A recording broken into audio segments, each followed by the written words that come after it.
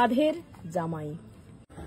So hello guys, আজকে চলে এসেছি একটা বাগান বাড়িতে। আর আজকে আছে সব্যসাচীর এক বন্ধুর জন্মদিন, তো সেখানটায় আমরা সকলে চলে এসেছি এখন। আর এখানে যে মানে একটা ঘর থাকে না, সেই কোনো একটা বাগান বাড়িতে, সেখানে চলছে তুমুর গানের আসর। কারণ তোমরা সকলেই জানো আমাদের কোনো সেলিব্রেশন মানেই হচ্ছে গানের একটা আসর বসে। ভীষণ সুন্দর, ভীষণ সুন্দর।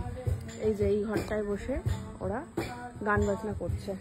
এখানে একটা রান্নার জায়গা আছে, ওই যে একটা দোলনা আছে, আর শুধু গ্রিনে ভর্তি, গ্রিনে ভর্তি। এই যে এত সুন্দর একটা অ্যাম্বিয়েন্স, এই যে একদম আছে।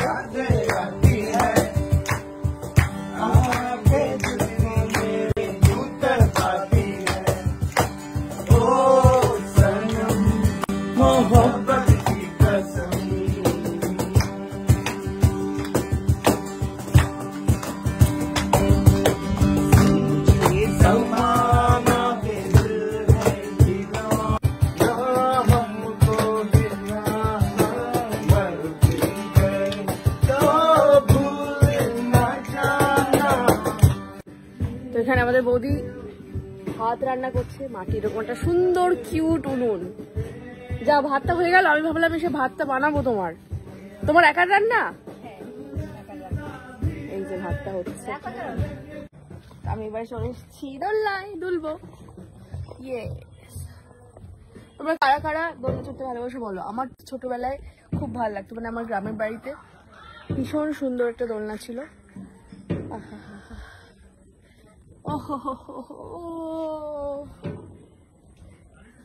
মানে সবুজের মধ্যে আসলে না আমি জাস্ট পাগল পাগল হয়ে যাই। এই গাছটা তোমরা কারা চেনো বলো? এটা হচ্ছে জামরুল গাছ। সারপ্রাইজ কেক, মানে যে কোনো অনুষ্ঠানে মোটামুটি কেক প্ল্যানিং এর দায়িত্ব আমার উপরেই থাকে। তো সারপ্রাইজ কেকটা আমি অর্ডার দিয়েছিলাম, সেটা যথারীতি চলে এসছে। যার জন্মদিন তাকে আমরা জামাই বলে ডাকি, ঠিক আছে? তো এইবারে কেকটা বেরোবে, আমাদের জামাই স্পেশালি কেক।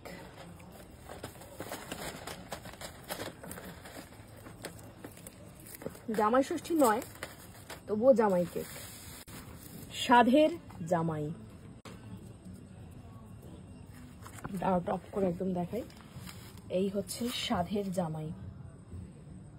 এইটা তুমি আরেকটু হলে ঘেটে ফেলতে, বুঝতে পারছো? এরকম পড়ে যাচ্ছিলে। যাই হোক, বাকি ওখানে সব গান বাজনা করছে, আমি এখানে প্ল্যানটা রেডি করি।